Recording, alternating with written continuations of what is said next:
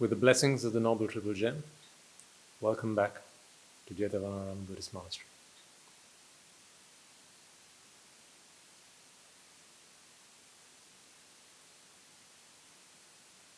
We've been on this new series for some time now. So long it no longer qualifies to be referred to as a new series. But the real test of whether these talks have had any effect on your lives is the answer to one simple question. What one question might that be? Oh, let me remind you. The title of this series is The Buddha's Guide to Happiness. So, what one question might that be? The answer to which should be self-explanatory as to whether these talks have had a lasting impact on your lives, and if the time that you have spent, or should I say invested, in these talks have been fruitful, rewarding. Of course, are you a happier person than when you began? I don't know the answer to that question, clearly. But it is a question that is important to ask nevertheless.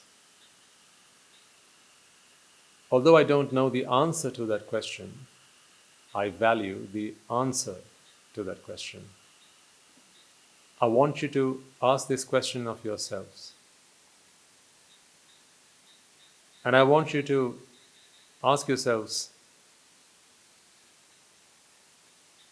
if the answer to that question is no, then should you continue listening to these talks any longer?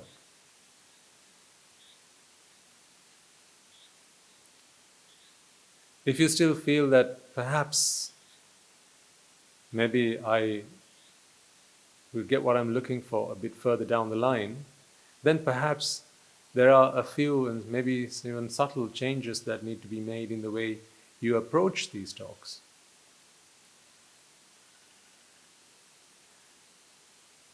I remind this point because, as I often like to make it known on these talks, that the purpose of these discussions, although on occasions may seem academic,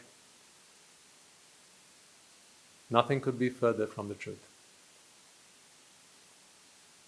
This is not a study for the sake of a study. This is not an exploration or a discovery for the sake of it.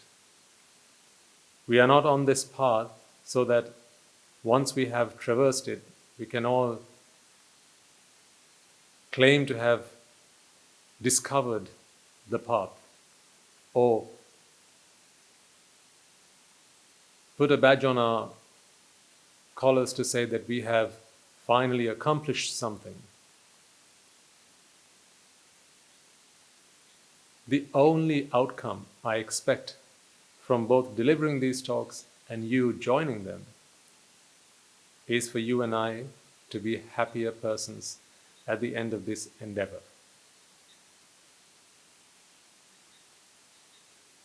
I aim to give you happiness, or at least to teach you, share with you the path to happiness. And as an avid believer of what you give is what you get, I expect to be happier by the end of this. And not just any old happy, ultimate happy.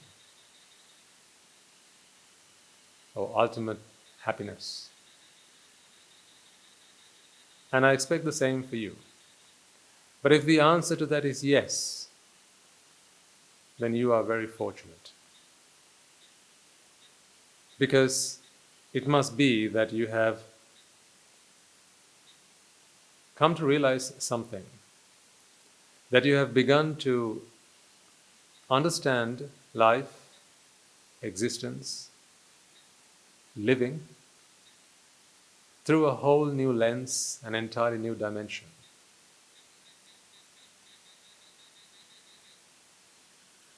Is it so fundamentally different to what we previously used to believe was true about life? Well, as a matter of fact, yes. And now you should begin to feel that way, hopefully. Because you know now that the things that you chased after, the pursuits of life, prior to you listening to these talks, would have been very different to what they are today.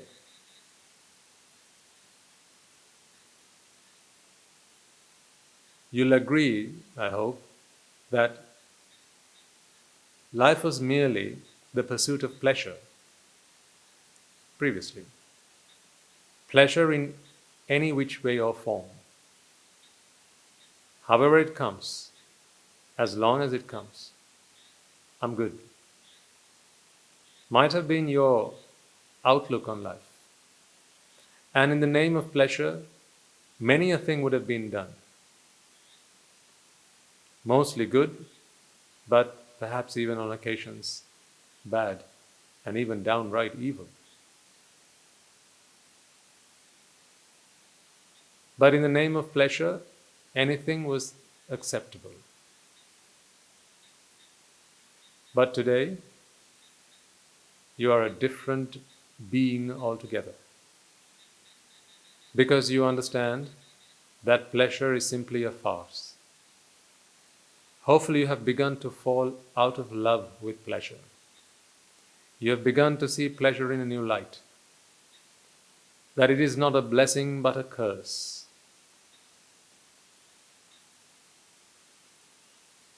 A hidden curse. This does not mean doom and gloom for everyone. What this simply means is a new beginning, a new awakening, an opportunity to see life in a new light, and an opportunity to actually bring to ourselves the things that we came into this world, into this life, looking for.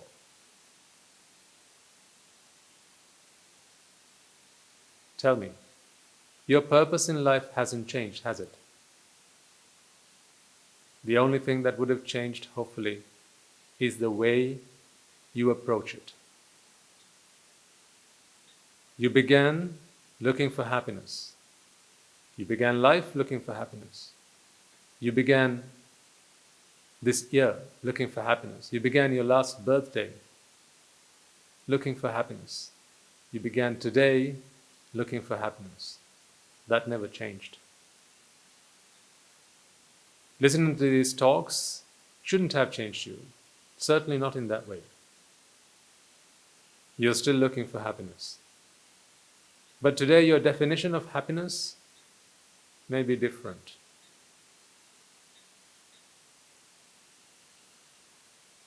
Today you understand that there's a difference between true happiness, untainted, untarnished happiness, and this pleasure which was veiled in ignorance and sold to us as happiness.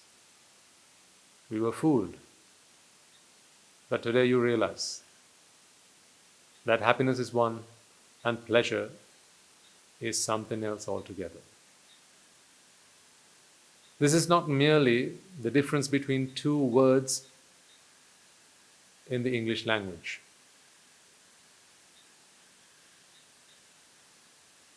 Beyond the meanings of these words must resound within you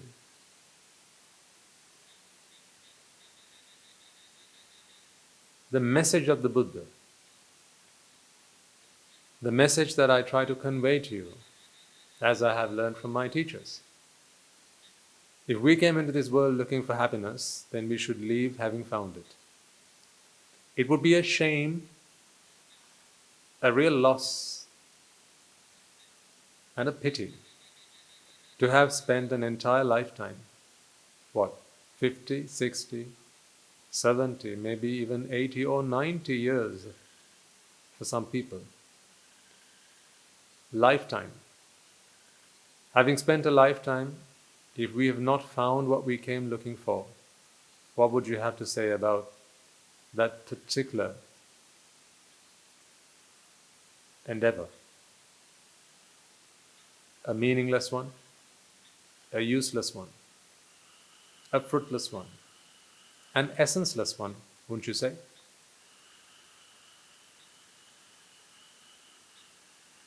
Just take a moment to think about the kind of lives that people live.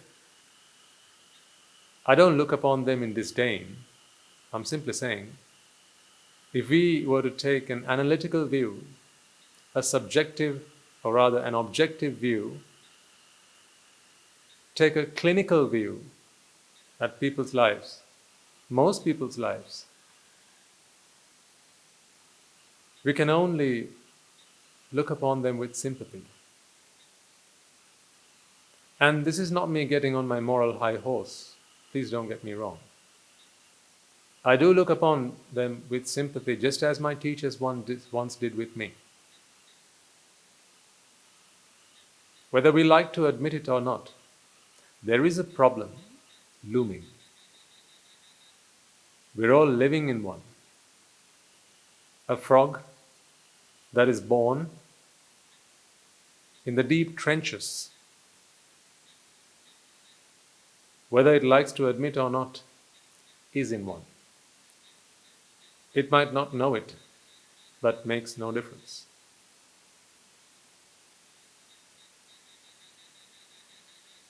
In just the same way, whether we like to admit it or not, and whether we know it or not, makes no difference to reality. Taking a moment to look around you, you will see how much people actually struggle to achieve a lasting happiness in their lives. You know this because you've been one of them, just as I once was. From dawn to dusk, morning to night, from bed to bed. Day by day, spending our precious lives trying to achieve something, hoping that the next thing that we come across, the next person that we meet, the next thing that we eat, the next book that we read, the next thing that we see, the next song that we hear, will just do it for us. And just we keep on going. We just keep on going. Forever hopeful, but forever hopeless.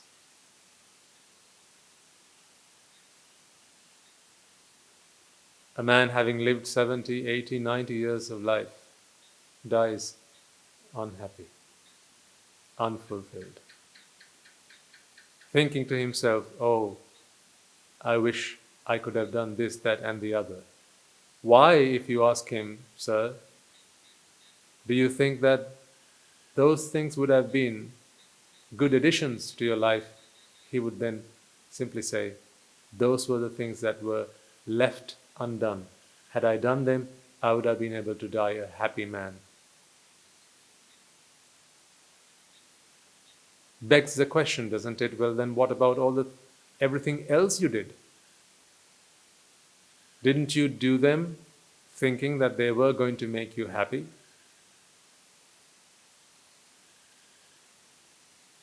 Yes, I did. So then why these few things you think of now would have made the difference? I don't know.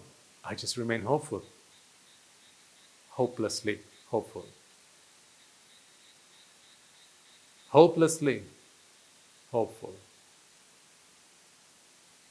I can't think of anything more ironical than being hopelessly hopeful. Again, I repeat, this is not a mockery.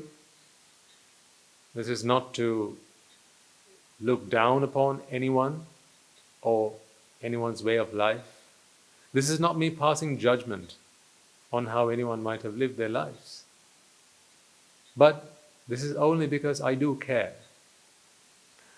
I'm not bound by any law or jurisdiction or a duty to do what I'm doing right now. I know there's a need for it, and therefore I do it. I know there's a need for the Buddha's Dhamma throughout the world and across the globe. I know there are people out there who are looking for refuge, who are looking for a way out, who are looking for solace. And in their arsenal of possible vents to relieve themselves, they don't see, as we discussed last week, the choice of freedom. There are choices, ample of them, an abundance of them. So many that it's about time people stopped fighting for them and actually started making some. But it's all about choices. Take away one choice and all hell will break loose. Because today the fight is for the number of choices. Because, well, people should have the freedom of choice. They care very little about the choice of freedom. So, a lifetime lived, having done so many things, having tried out so many things, having experienced so many things, and yet in the end, unfulfilled. What do you have to say about that kind of life? The problem is, it's coming, isn't it?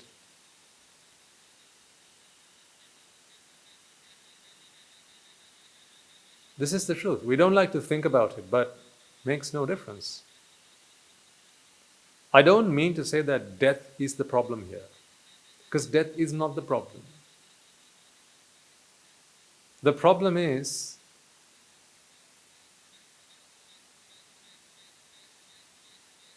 an unsuccessful life before the event of death. That's the problem. An unfulfilled life. Because, I'm not here to try and stop death coming your way. I don't even try. Why try something that can never be achieved? My effort is not to try and stop death coming your way. I can't even stop it for myself, let alone you. But I can help you feel confident. I can help you die at ease, die happy.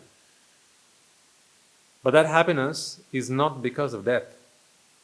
That happiness is because when that moment comes,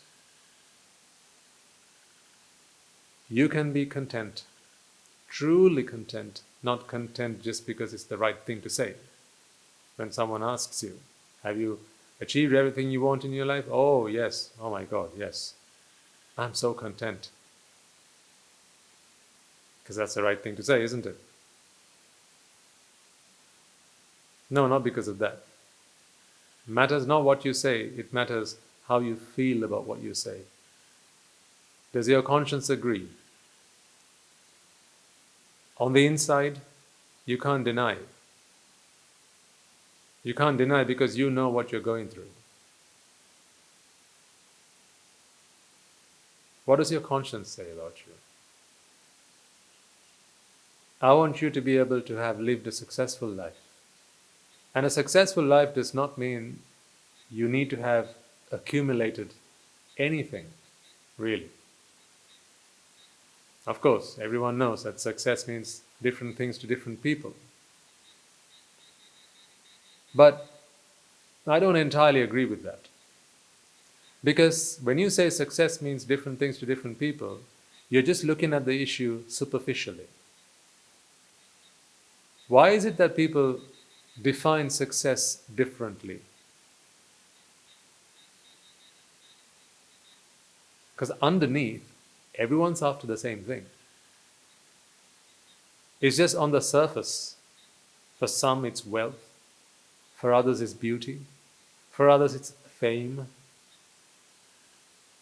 For others, it's respect and glory. For others, it's property. See? For others, it's friends. And for others, family. For others, a successful career. Different things, yes, but that's only at the superficial layer. Dig deeper. Ask them the question, why is it that this is how you define your success? And they'll tell you, it's what makes me happy. That's the problem. There's something that makes you happy. Are you willing to agree that that's a problem? Are you? Are you willing to agree that if there's something that makes you happy, there's a problem there? Most people won't. Because most people's definition of happiness is it's what things that you like bring you. It's what people that you like bring you. Things, people, events that you like bring you happiness is their definition of happiness. But you know better now. They are none the wiser, so they could be forgiven. But I can't say the same for you. Because now you know better. You know with liking, aka attachment, you only get fear and grief out of that. Happiness is not something that any object or person or event can bring you and just dump on you. It is not something you can export or import.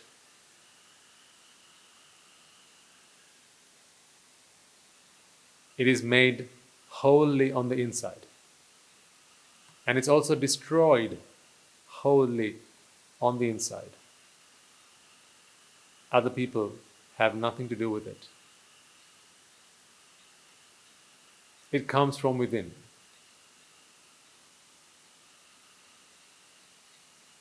But people don't know this. And therefore, their definition of happiness has something to do with external entities. That could be a person, it could be an event, it could be something that they have longed for. And so they say, this makes me happy, that makes me happy. Now just think about it. Go back to your childhood days. Weren't you taught to appreciate some things because they make you happy? As a kid growing up, toys and the likes. No, we're not blaming our parents or our elders. They did what they thought was right. Because it is what their parents, their elders did with them. This is the thing. One generation after the other, this ignorance keeps passing down. Until someone is able to come and bang their heads together and say, open your eyes and have a good look at what you've been doing all along. These things won't make sense until then. But right from our childhood, we were indoctrinated. We were taught, I emphasize this, we were taught that happiness comes from the things that we were given, the things that we were taught to strive for. And therefore, we just blindly followed orders. We blindly followed orders and just strove for them. We just went for them, jumping over any and every hurdle that was put in our way, seeing obstacles as challenges as we were taught to do, and we just kept on fighting for them. Fighting for happiness. I mean, come on, that sentence can't make sense, can it? How should you have to fight for happiness? Why should you have to compete for happiness? If happiness for one means misery for another, how can that be happiness?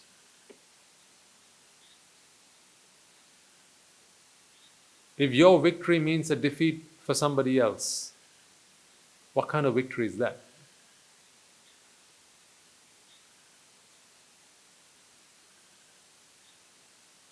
If what you give is what you get, then when you've given defeat to others, how is it that your victory can truly be a victory? The truth is, the moment you achieve that so-called, within air quotes, victory, now you have also inherited two things: fear and the potential for grief. One who wins is always fearful that his victory may be stolen from him. He's always on the lookout because someone is always round the corner waiting to snatch it back. So, how can someone who wins be someone who's happy?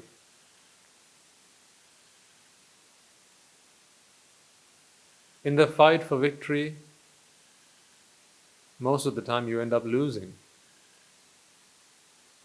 And if your expectation was victory, which is of course why you fought for it, then now you're left in grief.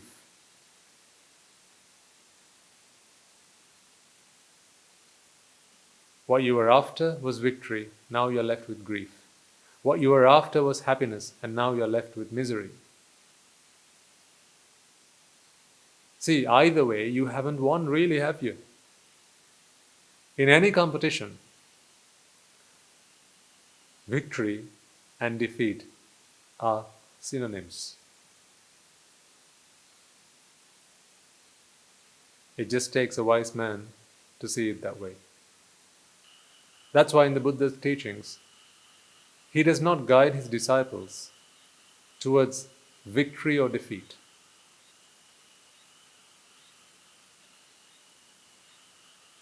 It is neither victory nor defeat we are after. It is simply to understand that there is nothing worth competing for.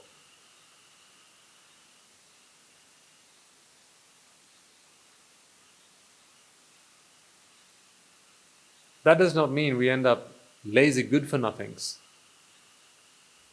who just while away the hours until death comes and knocks on our door. Oh no. True victory is in understanding, comprehending and realizing that there is nothing worth fighting for. You see, the thing is, once you've achieved that victory, that's a victory that cannot be taken away from you. Don't you think so? You can fight for first place, and it's yours to keep? Oh no. It's yours until someone comes and snatches it away from you. Meaning it's not yours. Because if it were yours, then no one would be able to take it from you. Of course, defeat is not something someone can usually stomach. Therefore, when in defeat, they keep on striving, keep on struggling, sometimes twice, 3 times, maybe 100 times harder, faster, and more fierce than the last time. So even more effort. For what? For this so-called victory. They don't stop to have a look at those who have won. Those who claim to have come out first and become victorious, they forget that when they become victorious, there'll be those just like them who'll be fighting, who won't let go, who will relentlessly strive to take that away from them. But that they forget. They forget that there are people just like them. Oh, the irony of that. How can someone be so blind?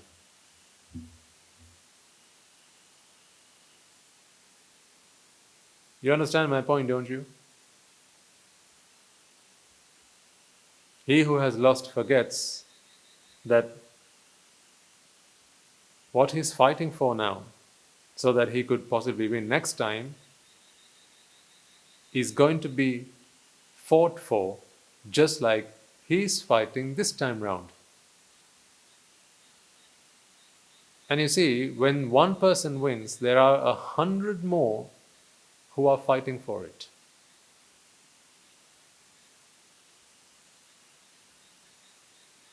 So once you want something, now you have to protect it from 100 people, maybe 1,000 people, maybe 10,000 or hundreds of thousands, perhaps 8 billion.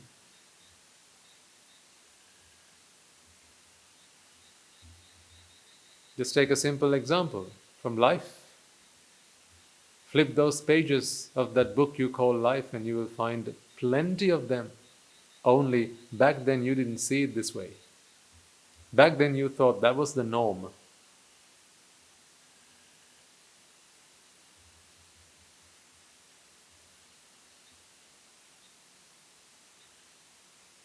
Remember when you saw that girl for the first time and you had a crush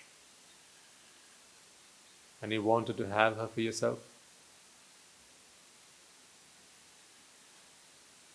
Until that point you were a free soul, like a free bird roaming around.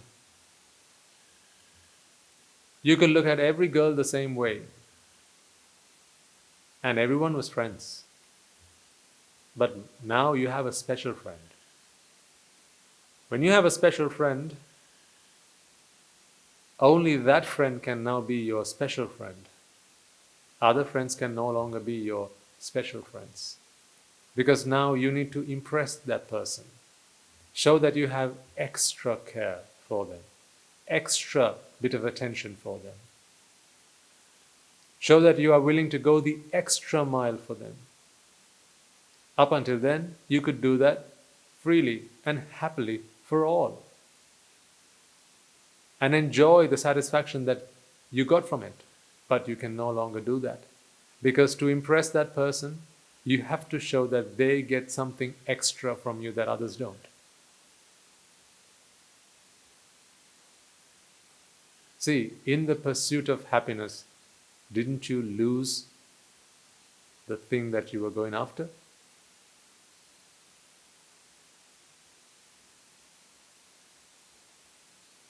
Keep flipping those pages, and on each page you will find something similar to that. If it's not a girl, it's a job. If it's not a job, it's a car. If it's not a car, it's a house or some property.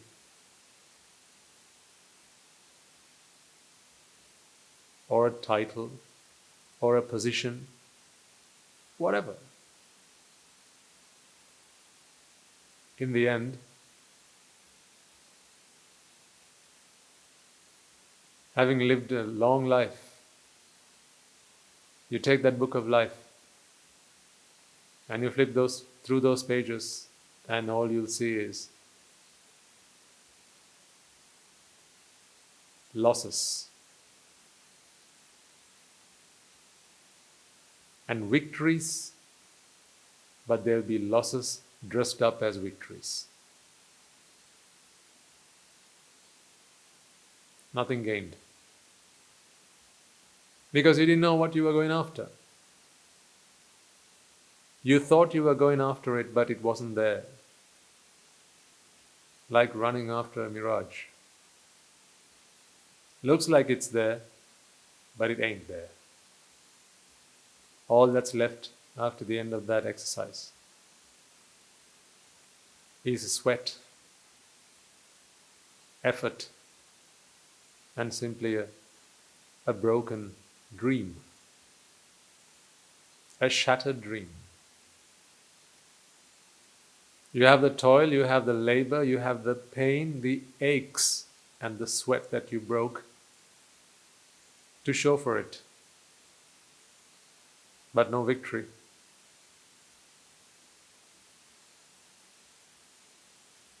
Everything you earn, everything you acquire, of course, there's one day when you have to leave all of that behind.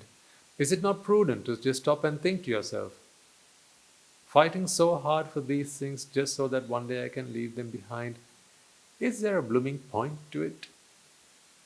Excuse my French. I mean, seriously. Some people, they work their socks off trying to become someone, to get something, to achieve something so that they may be referred to as someone. They may be called by a particular title. They're going to leave all that behind. At the gate, you've got to drop everything. You came in naked, you're going to have to leave naked. Not even a thread to cover your nudity. Do we need to even talk about your titles, your land, your property, wealth, or even health? All that left behind.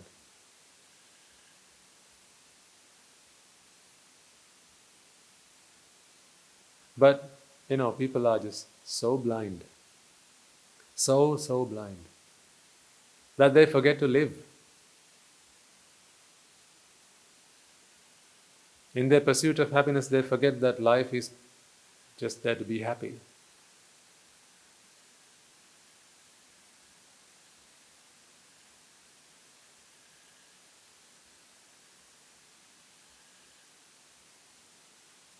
It's like a case of be happy or die trying. In the end, they just die trying. Because they forget the simple truth that it's only when you stop trying you are happy. There's this one thing that to get it, you got to stop trying to get it.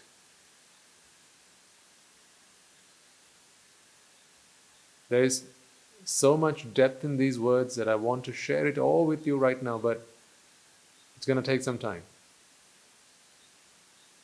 There's just one thing in this world. To get it, all you got to do is stop trying to get it. Everything else, you're going to have to try, because everything else is a worldly pursuit. In a worldly pursuit, you have to keep on trying, because it's not just you, someone else is after it as well. So it seems obvious that you're just going to have to keep on trying. But there is one thing in this world, just one thing. No two things, just one thing. To get it, all you got to do is stop trying so hard. That is bliss. You can't be happy if you try to be.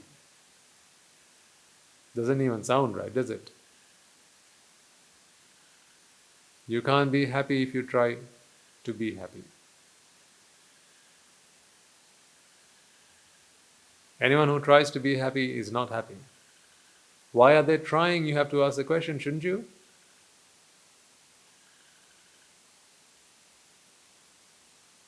You see someone trying to be happy. Why are they trying? Well, because they're happy. I mean, who would try to be happy if they were happy? See? If you're trying for something, then the current state of affairs is the opposite of that. Is that not true? If you're unhealthy, you could try to be healthy. If you are poor, you could try to be rich. If you are lacking in knowledge, you could try to be knowledgeable. You can strive for it. But if you're happy, then you can't try to be happy. Only a sad person tries to be happy. So, look around you. What do you see? People who are happy or people who are trying to be happy? Anyone who's trying to be happy is not a happy person, because it's not something you can get by trying. That's why Buddhist philosophy is all about realization. It's nothing to try. It's just to see things as they are. Nothing to try. Nothing to go get. Nothing to venture. It's just to see things as they are. To see that happiness is with you and within you.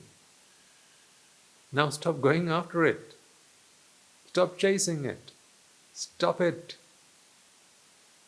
And you are there.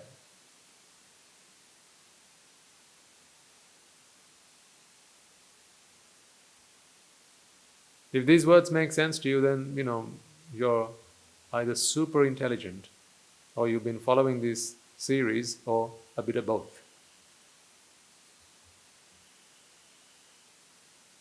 Most people, these words will just sound like madness. What are you going on about, Bhante?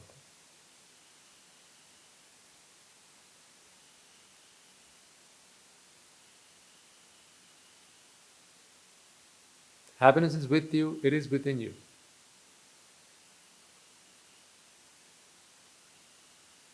That which you go after is only pleasure. But now you know the truth about pleasure. Remember what we drew on the whiteboard the other day, and I explained to you the makings of pleasure. It's an artificial thing. You've got to make it.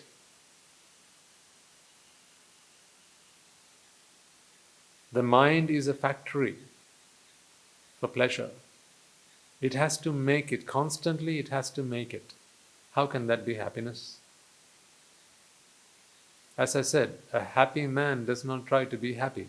So if the mind is constantly trying to produce, trying to manufacture happiness, what does that say about the mind?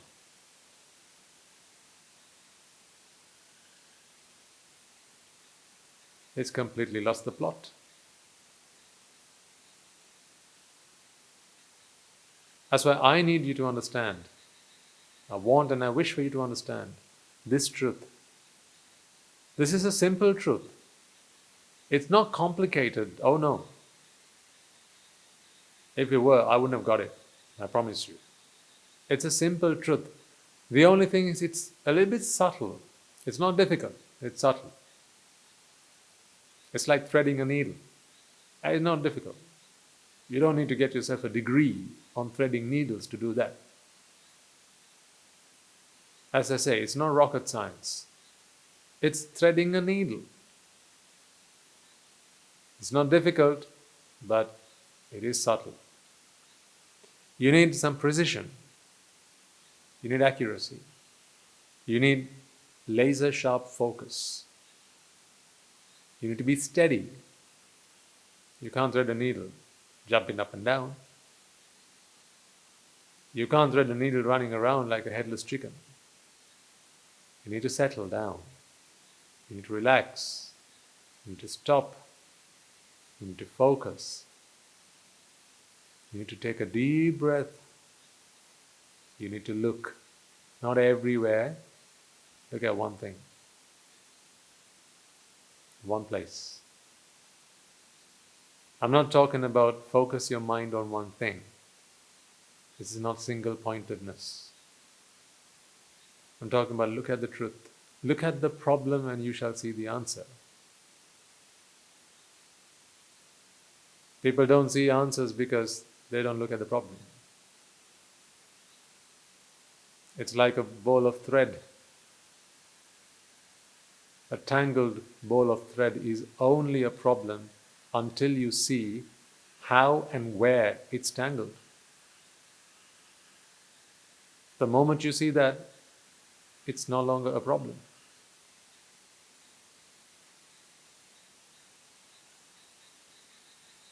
Life is just like that. The moment you see the problem, you have seen the answer. So really, there aren't such things as problems. There are answers. Two types of them. One, the ones you've seen. The other, the ones you haven't seen. That's it. They're both answers. But when someone hasn't seen the answer, they prefer to call it a problem. That is the problem.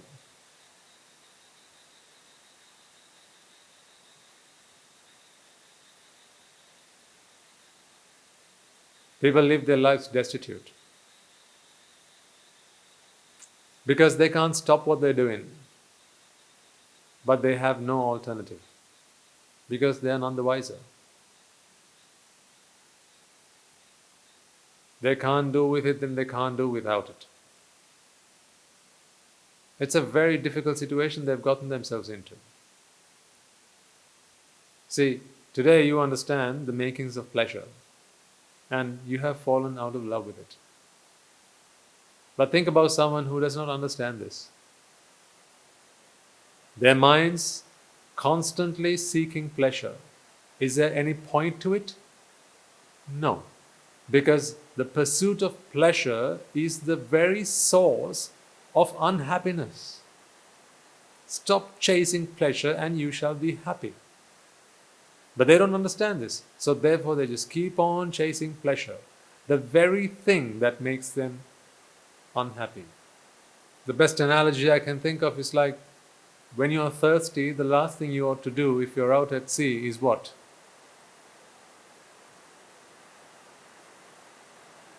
Drink seawater, right? It seems like the obvious answer, but is it? Every sip you take is only going to make you more thirsty. So that's the last thing you need to do. That's the last thing you ought to do. But someone who's ignorant does not see this, does not realize this. So what do? They just keep on drinking. And every sip they take is another step towards disaster. The same goes for a beast in the middle of a desert. Having seen what it believes is an oasis, far away. But of course you and I know this is only a mirage. It runs after it, runs for it, runs in that direction. It runs because it's thirsty.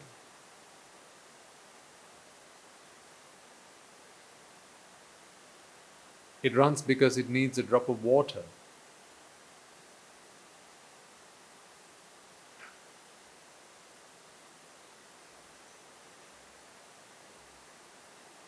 It runs because it's tired.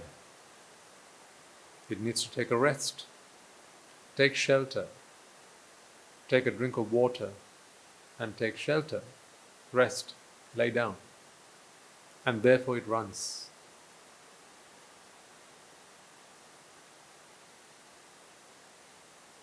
But the more it runs, what happens? The thirstier it gets. And the thirstier it gets, what does it do? The faster it tries to run. And the faster it tries to run, what happens? The thirstier it gets. The thirstier it gets, what does it try and do? The faster it tries to run. The very thing that it does to get to the water is the thing that makes it need the water more and more. All that running is not going to get it any closer to the water. What it does really is it exasperates any amount of water that is left in its body. It sweats out and is lost. So the very thing it tries to do to be rehydrated is the thing that makes it dehydrated.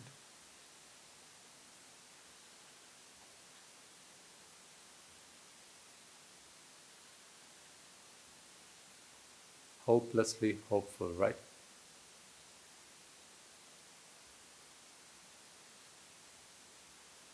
I need you to understand the profoundness behind those words. That's why I share these analogies with you. I want you to put yourself in these situations. Of course, I know you've never run in the desert, and I know you've never been out to sea and in your thirst taken a sip of seawater. But these are similes, or rather, these are metaphors.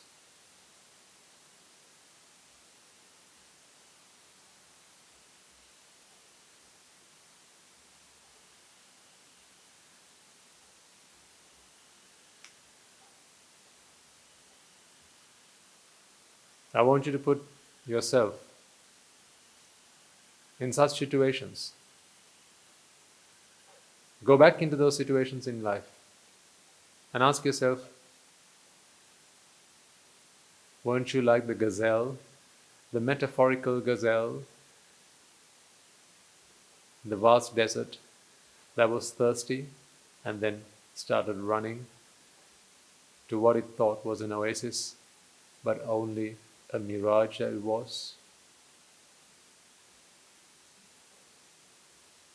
Weren't you the metaphorical man lost at sea, or the sailor lost at sea, shipwrecked, floating on a plank of wood, and in his thirst thought to himself, "Oh, there's plenty of water, I needn't worry about being thirsty. I'm in the middle of the ocean, look, there's plenty of water." Think about it. If some man wanted to set out to sea, and he was packing all the things that he thought was necessary for the journey, and if he were to think to himself, "Hey, the last thing I need to pack is surely water. I mean, I'm setting out to sea." If someone were to think like that, what do you make out of him? A wise man or a foolish man? Would you be willing to sail with him? Now think to yourself, look through these lenses and ask yourself the question, the things that you've done in your life, the vast majority of them, have they not been similar?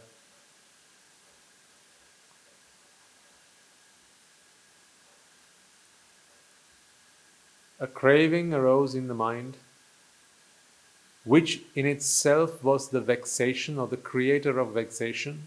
That was the source of your vexation. The very thought, the very idea that such thing would make you happy, that very thought made you thirsty, made you hungry for it. And then to quench that thirst and to sate that hunger, you went after it. The going after it is what made you even more thirsty and even more hungry. With every step you took, the thirstier you got and the hungrier you got. And so you kept on going. Year after year, day after day.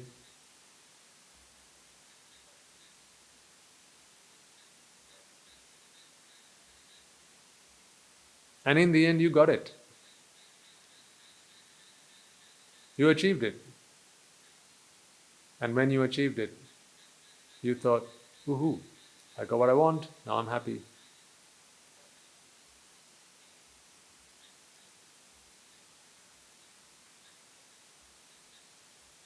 But did you really get it? Did you really get what you wanted it for? Remember, it's not the things that you go after that you really need, it's the happiness that you think they bring you. And that's why each person goes after different things. It's not the things that make them happy. It is, or rather, it's not the things that they want, it's the happiness that they think that they will bring them, they want. But unfortunately, none of them bring them happiness.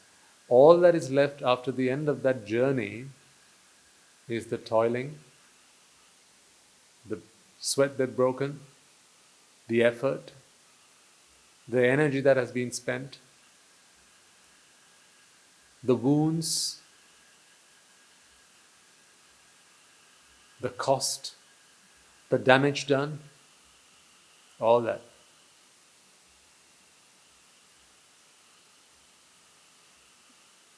You may have achieved the object of your pursuit, but not the purpose of your pursuit. Do you see the difference?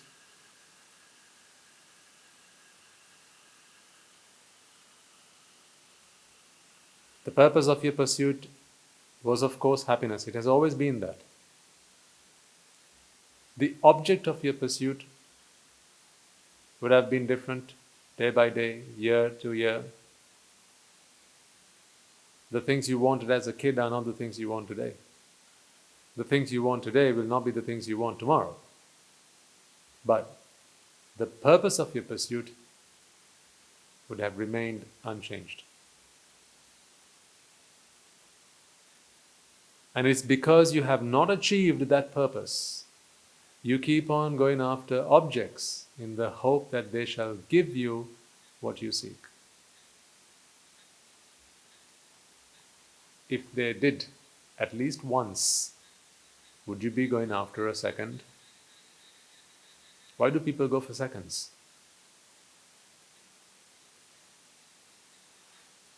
They go for seconds when the first didn't do it for them, right? Why does a man get married, then divorced, and get married again? It's because the first marriage didn't do it for them. When do they learn a lesson? I'm not mocking again, neither am I ridiculing anyone or any person or any choices that they have made in their life. I'm just inviting you to open your eyes and look deep down at your own lives and ask yourself some questions, because I want you to be able to be responsible for what happens to your life. And I want you to be able to make some good, well thought through choices.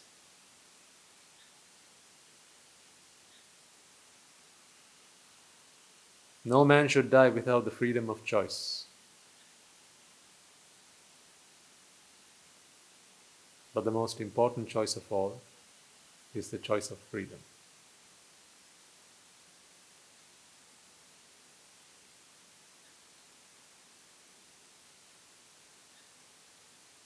Ask yourself if the things you have done, all in the name of freedom, all in the name of freedom from pursuing things day after day, have actually helped you achieve what you were going after.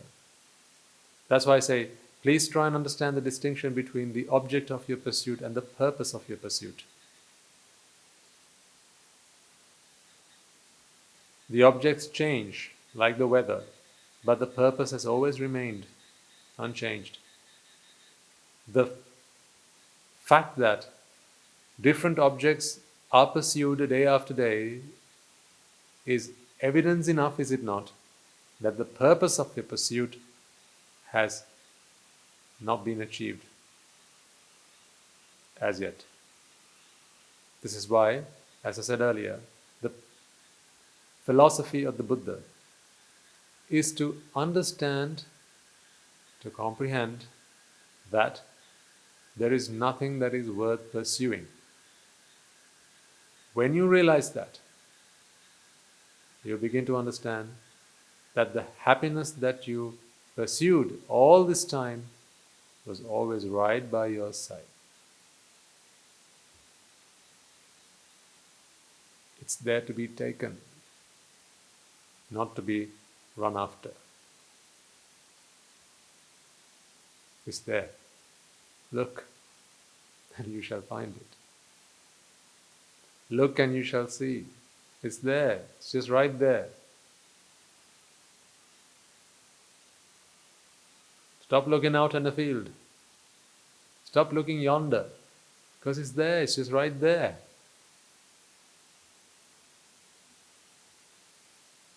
Sometimes some things are so obvious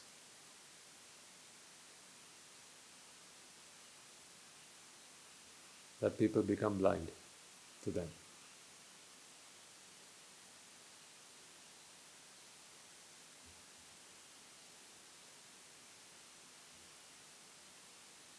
It's a shame, it's a pity, I think, certainly, for a human being who is capable of understanding these words, if they were to come across them, to live a long life and to not have come across these words. By these words, I don't mean my words, I mean the Buddha's teaching. Because he taught the Dhamma to human beings, primarily. Human beings who have the capacity to understand, to realize his teachings. They were his primary subjects. And to them he taught. So every human being, each and every one of the 8 billion people, or was it now, 8.5 billion people,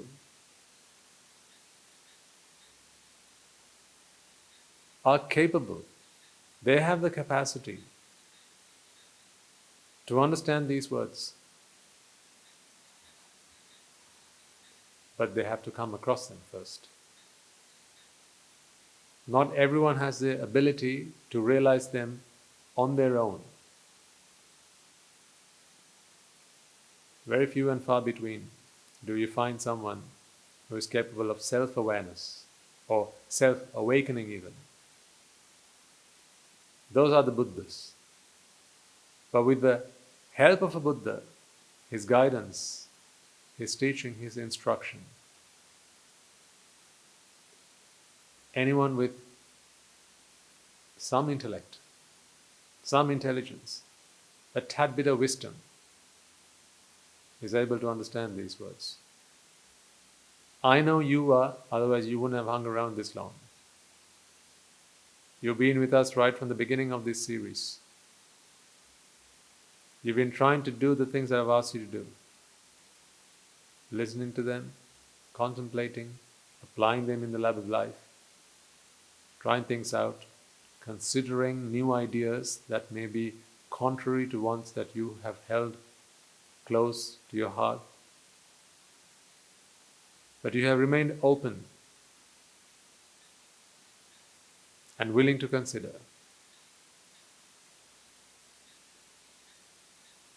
Therefore, of course, you have the capacity to understand these words. But you must admit and agree that there are a lot more people just like you who, if presented the choice or if presented the opportunity, would be able to do the same. They're waiting for you. They're waiting for your invitation. They're waiting for your call. They're waiting for your knock.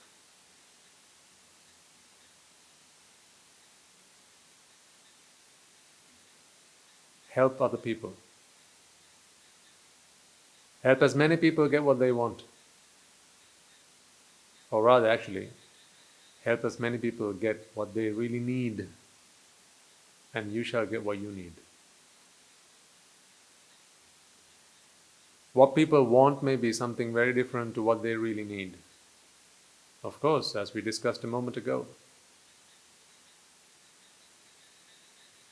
that man out at sea, foolish man. The foolish man thinks he wants water, and he thinks there's plenty of it around me, so I can have it whenever I want. He doesn't know that that's not what he needs. He doesn't know that he needs to be out of the water as soon as possible. That he doesn't know.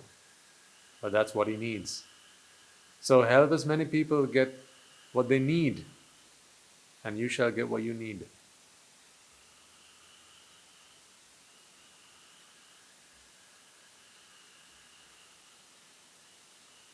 Help as many people achieve the purpose of their pursuit, which may be very different to the object of their pursuit. You do understand the difference now, don't you? You may have helped your friends, colleagues, family. You might have done so much to help people get the object of their pursuits. But now you understand that the object was simply a superficial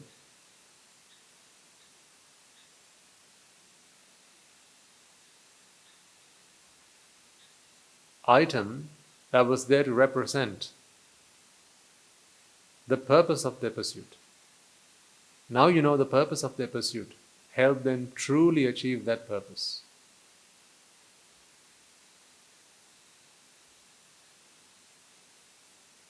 And there's only one way you can do that. To help them realize that what they're going after, what they're running after, is there just where they are. It's just there. For that they need your help. So before your mother, your father, your brother and your sister, or perhaps your grandparents, maybe your spouse, or perhaps your children, your loved ones, your friends and family, help them. Help them achieve the purpose of their pursuits. That is true happiness. Because once they achieve that, they'll no longer need your help to achieve the objects of their pursuits, because such pursuits will cease.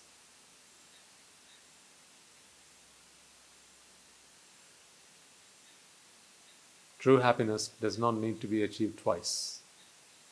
But fake happiness, that is pleasure, is a lifelong pursuit. Achieving it once does not mean you no longer need to go after it. Do you need me to give you examples of this, or is it not obvious from your life itself?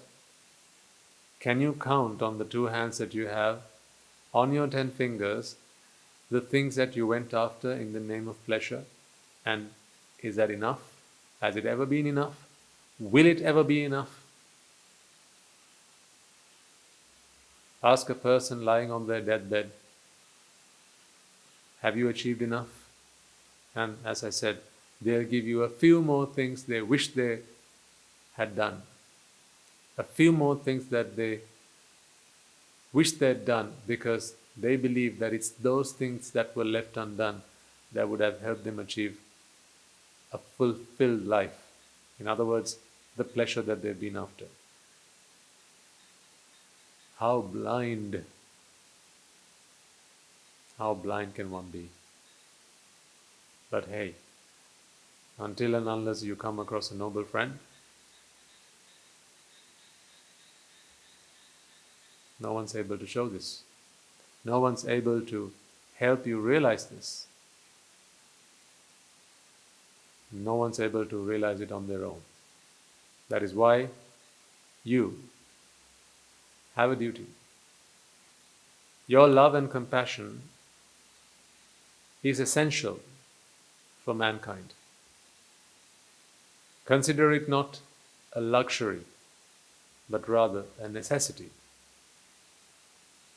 Because your love and compassion is a necessity for humankind.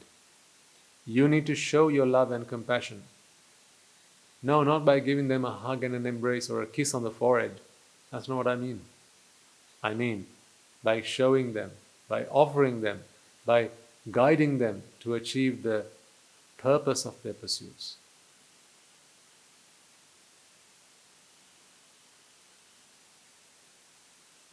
If you can do that, you become a great person.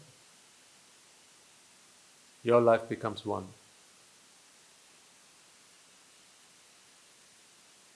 that is worth having lived.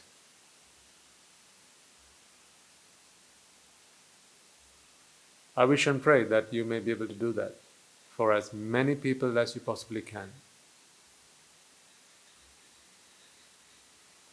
Be a messenger of the Buddha's Dhamma. Take this message out to others. Share it among others. Help people achieve the pursuits of their happiness. Help people achieve the purpose of their pursuit.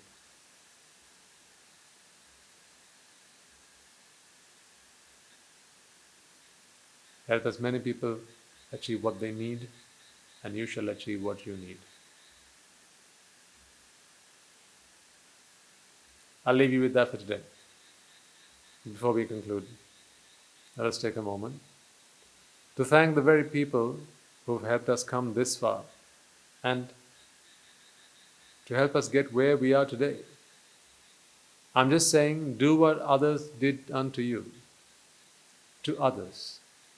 You're here today, you're able to listen to this talk because someone was there to help you, to guide you here. Maybe shared a link with you.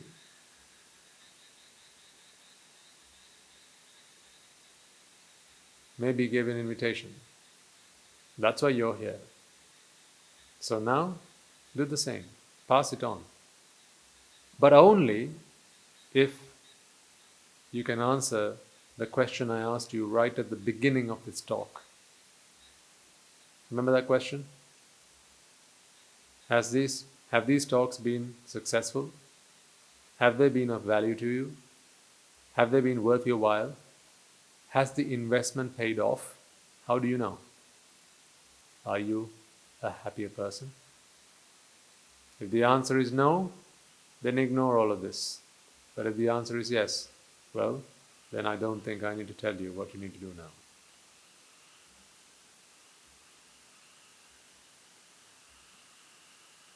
And I'll leave you with that for today. Let us take a moment to transfer the merits that we have all acquired. By making offerings to the infinite virtues of the Noble Triple Gem, chanting Pirit, listening to the Dhamma and engaging in various meritorious deeds today. First and foremost, let us remind ourselves how incredibly fortunate we are to be in receipt of the Lord Buddha's teaching. And with immense gratitude, let us transfer these merits to the bhikkhus and bhikkhunis, upasakas and upasikas, who since time immemorial have protected and preserved the sublime teachings of the Buddha and passed it down through the generations of the noble lineage in the form of the Tripitaka, which is thankfully available to us today to study, understand and comprehend the Dhamma. Let us transfer the merits we have all acquired to all members of the Mahasangha, present throughout the world, including the chief prelates of all of the chapters who have dedicated their lives to the noble path and have committed themselves towards the betterment of all sentient beings. Let us not forget that among them are the monks and nuns resident in your local temples and nunneries who have always been by your side through thick and thin, come rain or shine. Let us also transfer these merits to our teachers and to all the monks resident at this monastery, as well as the Anagarikas and Anagarikas attached to the monastery. Let us also take a moment to transfer these merits and express our gratitude to those who make great efforts to disseminate the teachings of the Buddha, be that by transliterating these talks, sharing them out with others, or inviting others to join them. May, through the power of these merits, if any of them have been born in the woeful plane, redeem themselves and be born in the blissful plane, and may, through the power of these merits, they abstain from the unmeritorious deeds, fulfill the meritorious deeds, fulfill the noble eightfold path, and attain the supreme bliss of Nibbana. Sadhu, sadhu, sadhu. Let us also transfer the merits we have acquired to our devotees, friends of the monastery, who for the sake of merits continue to sustain the Mahasangha. This includes everyone from those of you who have contributed to the construction of the monastery to those of you who passed on their know-how and continue to extend their well wishes. And may, through the power of these merits, they abstain from the unmeritorious deeds, fulfill the meritorious deeds, fulfill the noble eightfold path, and attain the supreme bliss of Nibbana. Sadhu, sadhu, sadhu. Let us take a moment to transfer these merits to our mothers, fathers, husbands, wives, brothers and sisters, sons and daughters, grandparents, uncles, aunts, cousins, nephews and nieces, our elders, friends and acquaintances, employees and employees, and to all those who have helped, supported and assisted us in any way, shape or form. And by the power of these merits, may they be healed of any physical and mental ailments and overcome any obstacles to their spiritual progress. May they abstain from the unmeritorious deeds, fulfill the meritorious deeds, fulfill the noble eightfold path, and may they all attain the supreme bliss of Nibbana. Sadhu, sadhu, sadhu. Let us also take a moment to transmit to the Devas and Brahmas, spirits and demons, and primarily the Sakadeva, as well as all the numerous gods and deities who are committed to protect and fulfill the Sambuddhasana. Let us transfer these messages to our guardian deities who keep a watchful eye over us and keep us out of harm's way. And may through the power of these messages they prosper in divine power and wisdom. May they abstain from the unmeritorious deeds, fulfill the meritorious deeds, fulfill the noble eightfold path, and may they all attain the supreme bliss of Nibbana. Sadhu, sadhu, sadhu. Let us also take a moment to transfer these messages to our ancestors who have predeceased us, to all those who have been friends and family and acquaintances in this infinitely long journey in samsara, and to all those who have helped, supported, and assisted us in every way, shape, or form they could. Let us also transfer these messages to the members of the armed forces as well as the police force who have sacrificed their lives to protect the peace and harmony of our nations, and may all those who have lost their lives in the war, be their friend or foe, rejoice in the message that we have acquired today. Let us also transfer to all those who have lost their lives in natural calamities such as tsunamis, earthquakes, landslides, and pandemics, including the most recent and prevailing one, reminding ourselves that among them will be those who have been friends and family to us in this long journey in samsara. Let us take a moment to transfer merits to them, and may through the power of these merits, if any of them have been born in the woeful plains, redeem themselves and be born in the blissful plane. May they abstain from the unmeritorious deeds, fulfill the meritorious deeds, fulfill the noble eightfold path, and attain the supreme bliss of Nibbana. Sadhu, sadhu, sadhu. And finally, let us all resolve that may, through the power and blessings of all the merits we have acquired throughout the day, we be able to witness the advent of many hundreds of thousands of Arahants on this blessed land, and may, through the power of all the merits we have acquired throughout the day, you and I, and everyone who's helped make this program a success, become an Arahatun Vahanse, an Arahattarunin Vahanse, in this very life itself and in the era of the Gautama Supreme Buddha itself. Sadhu, sadhu, sadhu. And on that note, we shall conclude for today. Looking forward to speaking to you next week. And the blessings of the Noble Triple Gem be with you all.